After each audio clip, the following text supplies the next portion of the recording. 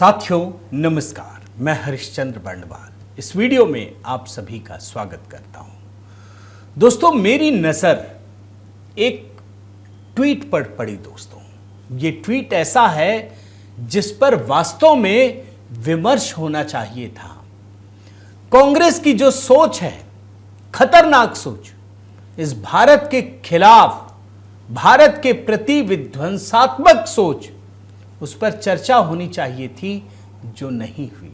ये थोड़ी पुरानी खबर है, लेकिन मैं आपको इसलिए दिखाना चाहता हूं ताकि आप समझ सकें कि जिस कांग्रेस पर एंटी नेशनल होने का एक आरोप मढ़ा जाता है, उसमें कितनी सच्चाई है। और आप ये जानकर हैरान हो जाएंगे दोस्तों कि कांग्रेस पार्टी मोदी सरकार पर निशाना साधती है, वो ठीक है, लेकिन मोदी सरकार पर निशाना साधते साधते सीधे भारत पर ही निशाना साधने लगती है। मेक इन इंडिया पर, भारत से जुड़े हुए महत्वपूर्ण नैरेटिव पर आज मैं उस खबर के साथ ही पूरा का पूरा रिसर्च कांग्रेस पार्टी, राहुल गांधी, सबका एक साथ लेकर आया हूं। और यह देखना इसलिए जरूरी है दोस्तों, ताकि आप समग्रता में, हॉलिस्टिक तरीके से यह समझ सकें कि कांग्रेस पार्टी किस प्रकार से एंटी नेशनल हो जाती है, मोदी का विरोध करते करते एंटी नेशनल हो जाती है। मैं आप सभी को प्रणाम करता हूं दोस्तों, और निवेदन करता हूं कि जब मैं ये रिसर्च आपके सामने लेकर आया हूं, डिकोड कर रहा हूं, तो आप कमेंट के साथ जुड़िएगा। आप सभी को जय सिया राम, हर हर महादेव, इसी कमेंट के साथ शुरू कीजिएगा। और आप देखिए दोस्तों, ये कांग्रेस केरला, उसका ऑफिशियल अकाउंट है। ये क्या है, इसमें आपकी नजर पड़ी? किसी मेन स्ट्रीम मीडिया ने दिखाया? ये पुरानी खबर है, पुराना ट्वीट है, ये कुछ दिन हुए हैं। क्या है इसके अंदर? इन loving memory of, rest in peace, make in India 2014 से 2025, इन loving memory. Make in India का कब्र बना दिया, कब्र में गाड़ दिया इसकी याद में। अब आप अपने दिल पर हाथ रखकर सोचिए दोस्तों, कोई भी पार्टी जो देश के लिए जीती है, जिसके प्रति देश की कोई भावना हो अंदर में, क्या वो मेक इन इंडिया को रेस्ट इन पीस में डालेंगे? क्या मेक इन इंडिया का वो कब्र बनाएंगे? आप सोचिए। अरे, आपकी आलोचना किसी सरकार के लिए तो हो सकती है, कीजिए। आप किसी नेता का विरोध कर सकते हैं, लेकिन क्या आप मेक इन इंडिया का विरोध करेंगे? यह एक मानसिकता है दोस्तों, याद रखिए। केरल कांग्रेस किस हद तक, किस दिशा में जा रही है, इस बात को समझने का प्रयास कीजिए। और यह क्यों महत्वपूर्ण है, यह भी समझने का प्रयास कीजिए। केरल में विधानसभा चुनाव में अभी समय है, लेकिन कांग्रेस को पता है कि यहां यही एजेंडा चलता है भैया, यहां इस्लामिक एजेंडा ही चलेगा। और लेफ्ट से अगर सरकार छीननी है तो यही सब उटपटांग हरकतें करनी पड़ेंगी। मेक इन इंडिया को कब्र में डाल दिया कांग्रेस पार्टी ने, यह है खबर। किसी ने विरोध नहीं किया। और मैं तो आश्चर्य करता हूं कि भारतीय जनता पार्टी को भी यह खबर मिली नहीं, क्या उठाया भी नहीं, दिखाया नहीं। इस पर तो प्रेस कॉन्फ्रेंस होनी चाहिए। अरे, मोदी की आलोचना करनी है, करो, लेकिन मेक इन इंडिया की आलोचना। और मैं तो खंगाल रहा था दोस्तों, बाकी चीजें दिखाता हूं। इसी कांग्रेस केरला ने, जब प्रधानमंत्री मोदी पोप से मिलने, इनकी मुलाकात हो रही थी, तो पता है क्या लिख दिया था? Finally the pope got a chance to meet God. आप सोचिए, यह भी हो सकता है कि भैया हिंदू अल्पसंख्यक हो गए, मान लीजिए इनके हिसाब से, तो ये तो हिंदुओं के बल पे जितना भी नहीं चाहते कभी। तो वहां तो ईसाई समुदाय भी रहते हैं, अब ये किसको खुश करना होगा भाई? पोप पर आप तंज कस रहे हैं ना कि पोप भगवान से मिल रहे हैं, यानी क्रिश्चियन को भी नहीं बख्शते। और आप देखिए इस पर के सुरेंद्रम जो भाजपा के नेता हैं, वहां बड़े नेता, वो क्या लिखा है? The Indian National Congress Kerala एक handle seemingly run by radical Islamists और अर्बन नक्सल्स, यानी इस्लामिक कट्टर इस्लामिक लोगों द्वारा या अर्बन नक्सल द्वारा चलाए जाते हैं, जो किसी को भी तंज कसते हैं।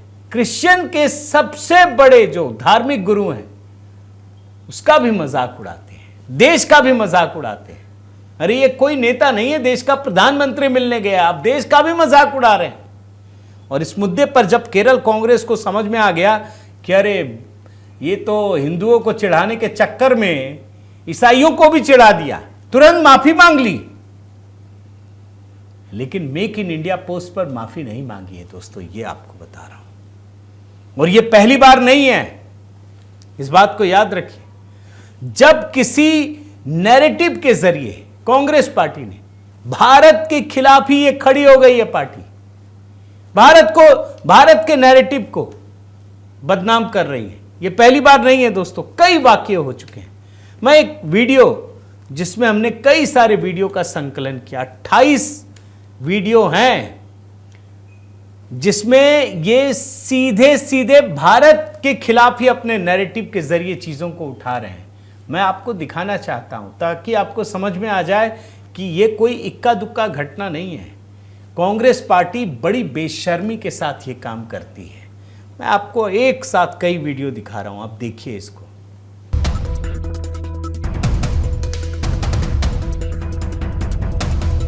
We are now fighting the BJP, the RSS and the Indian state itself.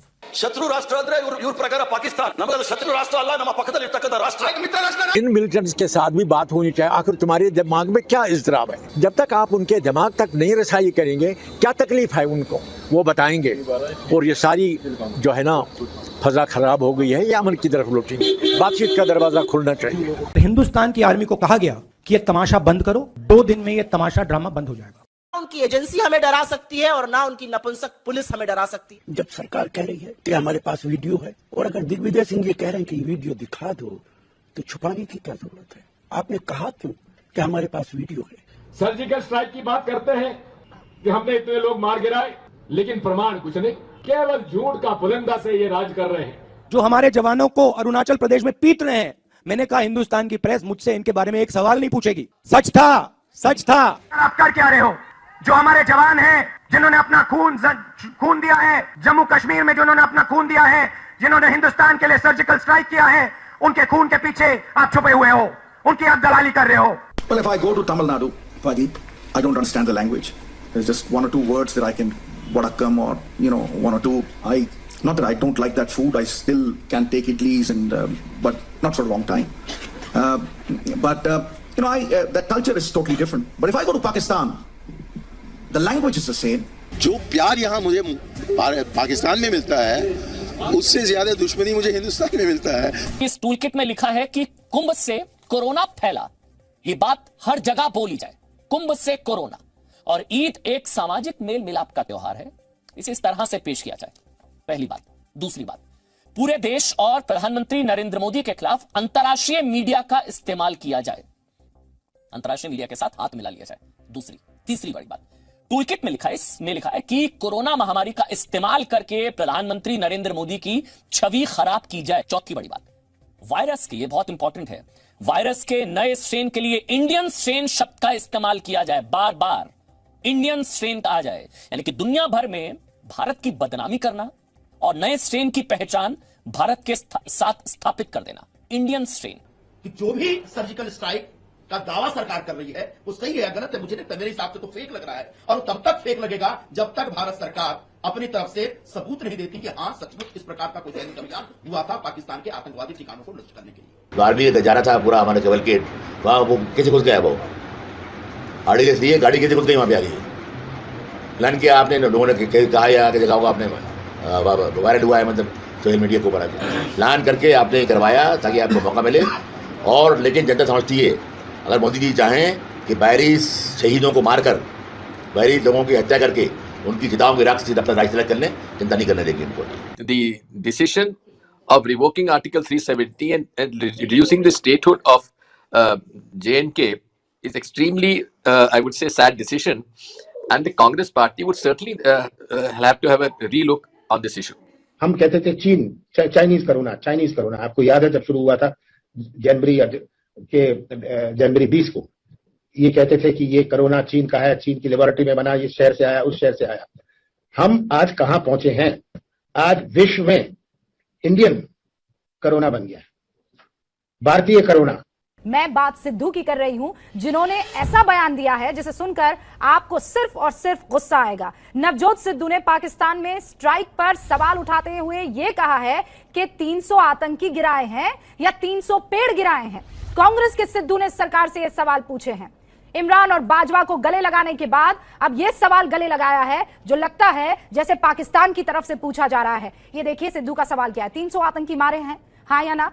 उधर से आतंकवाद उनको मारता है, उधर से यहाँ पे फोर्सेस हमारे उनको मारती है, उधर से आतंकवाद उनको मारता है, उधर से यहाँ पे फोर्सेस हमारे उनको मारती है, उधर से आतंकवाद उनको मारता है, उधर से यहाँ पे फोर्सेस हमारे उनको मारती है। Well, Mr. Ravi Shankar Prasad should clarify whether there is any match fixing between the Pakistan and Mr. Narendra Modi. Or else without their knowledge, this Pulwama incidents would not have taken place. Pulwama के हमले में क्या सच्चाई है? तो ये और उल्टा जब 14 फरवरी 2019 को हुआ तो बीजेपी के कार्यकर्ता पूरे देश में कैंडल मार्च निकाल रहे हैं। ये विपक्ष का काम है, पक्ष का काम है कि तुरंत सख्त पता लगाते। तो ये तो पक्ष और विपक्ष का दोनों काम को अपने ऊपर डाल दिया और उससे चुनाव जीते। तो जो राहुल जी ने उठाया है हम पूरा समर्थन करते हैं, जांच होनी चाहिए, वरना ये 2024 के पहले भी ऐसे कुछ होगा इस देश में। हाफिज सईद साहब, जहां तक सवाल उनका है वो तो साफ है। He identified the boy as some boy called Dar, Adil Dar, and he said he was a local terrorist. On 26/11 at 7 p.m. in the evening, I spoke to Hemant Karkare on phone. I was in touch with him, and he said, "Digvijay ji, I'm very unhappy the way I'm being treated. I'm getting threatening calls from the RSS people, and at night at 10:30 I come to know that he's no more." The first impression which came to me when this incident took place, oh God, they have taken him. But of course, the events were quite different. कितना नुकसान हुआ है आतंकियों को, वो तो अनुमान कर रहे हैं और आपके पास आंकड़े हैं। वो आंकड़े कहां से मिले, इस बात का पहले जवाब दीजिए और मत कीजिए राजनीति आतंक के आधार पे। इसमें देश का नुकसान होगा क्योंकि आप और प्रधानमंत्री जी केवल एक दृष्टिकोण से कर रहे हैं, क्योंकि चुनाव आने वाले हैं। पाकिस्तान के मिलिट्री एकेडमी के 100 गज दूर पर ये ओसामा जी जो है कई वर्षों से रह रहे थे। चाहे कोई भी कितना बड़ा अपराधी क्यों ना हो, उसके जो दफन का प्रक्रिया वही होना चाहिए जो उसकी धार्मिक प्रक्रिया के अनुसार होना चाहिए। Again because of the pandemic, a Puritan Islamic sect, the Tablighi Jamaat, had held a major gathering just before the first lockdown in India, whose attendees spread the infection to many states when they returned home, and this was used to justify open bigotry and discrimination against Muslims. आपने भाषण सुना होगा इमरान खान प्रधानमंत्री जी का, आपने भाषण सुना होगा इमरान खान प्रधानमंत्री जी का।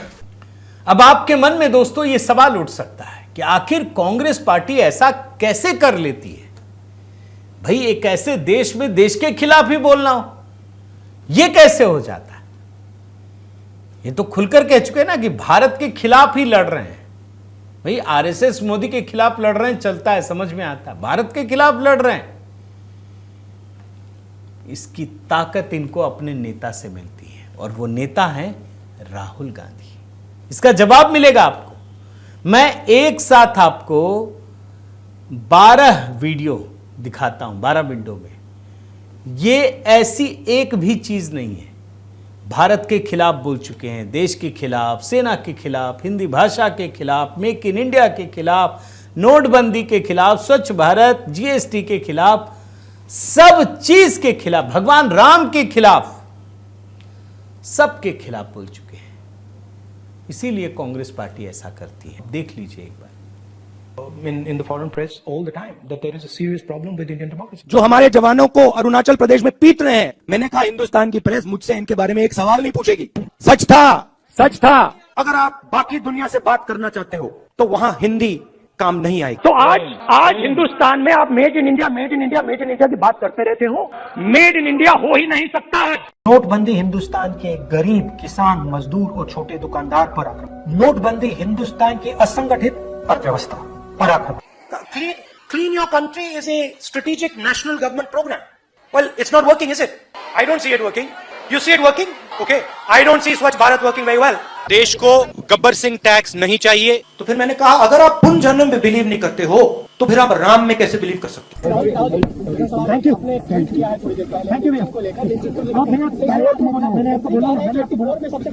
सरकार की दलाली मत करो। और ये देश तपस्वियों का है, ये देश पुजारियों का नहीं है। रियलिटी इस देश की है। RSS is a, you can call it a secret society. It's built along the lines of the Muslim Brotherhood. हिंदुत्ववादी अपनी पूरी जिंदगी सत्ता को खोजने में डाल देता है, लगा देता है। उसको सत्य से कुछ लेना देना नहीं, उसे सिर्फ सत्ता चाहिए और सत्ता के लिए वो कुछ भी कर डालेगा। किसी को मार देगा, कुछ भी बोल देगा, जला देगा, काट देगा, पीट देगा, मार देगा, उसे सत्ता चाहिए। और जब इतना सब कुछ आपको दिखा ही रहा हूं दोस्तों, तो एक चीज और दिखाता हूं कि राहुल गांधी राज्यों के बीच भी तनाव पैदा करते हैं, मोहब्बत की दुकान खोलते हैं। आपको अभी दिखाता हूं, और ये जो वीडियो आपको दिखा रहा हूं ना कई विंडो में, इसमें तेलंगाना के खिलाफ, उत्तर प्रदेश के खिलाफ, हर राज्य के खिलाफ एक बोलने का तरीका होता है। मान लीजिए आपको इस राज्य की चीज़ें नहीं पसंद है, इसकी पसंद है, तो आप ये कह सकते हैं मुझे इसकी पसंद है। लेकिन चूंकि ये नेगेटिविटी में जीते हैं तो ये दूसरे राज्यों की आलोचना करते हैं और कहते हैं कि ये मोहब्बत की दुकान खोल रहे हैं। मैं वो हिस्सा भी आपको दिखा देता हूं, 5 वीडियो आपको दिखा रहा हूं, देख लीजिए। Anna was a little bit spicy for me. Yeah. So the chilies were over the top. There I struggled. I don't eat that much chili. I don't like UP arms. I like Andhra. Gujarat तो भैया आपके project जा रहे हैं, वो काला धन लगे, मगर आपके प्रोजेक्ट जा रहे हैं। ये एयरबस का प्रोजेक्ट महाराष्ट्र से उड़ता हुआ चला गया, पता नहीं कहां चला गया, कहां गया, क्यों गया? गुजरात में चुनाव आ रहे हैं, नहीं वो है किसके यहाँ गया, वो अलग बात। तो एयरबस का प्रोजेक्ट गया। For the first 15 years, I was a member of parliament in the north. So I had got used to a different type of politics. And for me, coming to Kerala was very refreshing because suddenly I found that people are interested in issues. And not just superficially, but going into detail in issues. And recently I was talking to some students in the United States and I said, I really enjoy going to Kerala and I really love going to Wayanad. 167 rupees T worker को मिलता है ना भैया? इससे क्या खरीदा जाता है, क्या मिलता है इससे?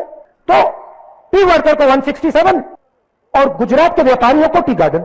चाय के वर्कर को 167 और गुजरात के व्यापारी को टी गार्डन। चाय के मजदूर अच्छी तरह सुन लीजिए, ये जो आपको 167 मिल रहा है, इसमें ये जो है ना हम जोड़ देंगे ऐसे और आपकी जेब में डाल देंगे। अब आप पूछोगे अरे भैया अगर आप 150 रुपए हर मजदूर के जेब में डालोगे तो पैसा कहां से आएगा? मैं बता देता हूं, गुजरात के व्यापारी से। सीधी सी बात है।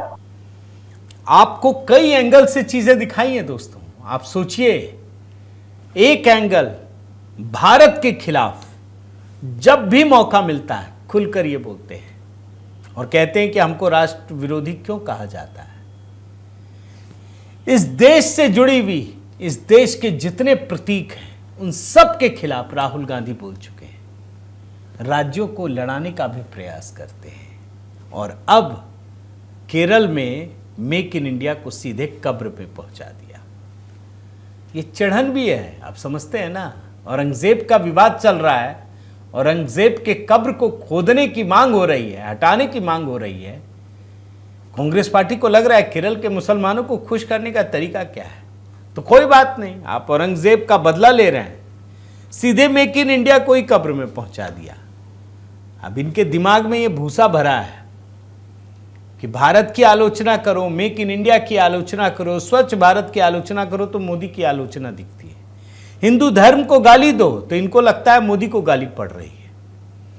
इस देश की जनता सब कुछ देख रही है। मैं तो यही कहूंगा दोस्तों कि कांग्रेस को सद्बुद्धि आए, इनके नेता बदलें तो कुछ सद्बुद्धि आए। मुझे कोई उम्मीद नहीं दिखती है, आपको दिखती हो तो ज़रूर बताइएगा। और साथ ही आपसे निवेदन करता हूं दोस्तों कि आप इस वीडियो पर ज़रूर कमेंट करके अपनी बात रखिए। अगर इस चैनल को सब्सक्राइब नहीं किया है तो ज़रूर कीजिए, लाइक कीजिए, कमेंट कीजिए, बेल आइकन दबाइए। बहुत बहुत धन्यवाद। जय सिया राम।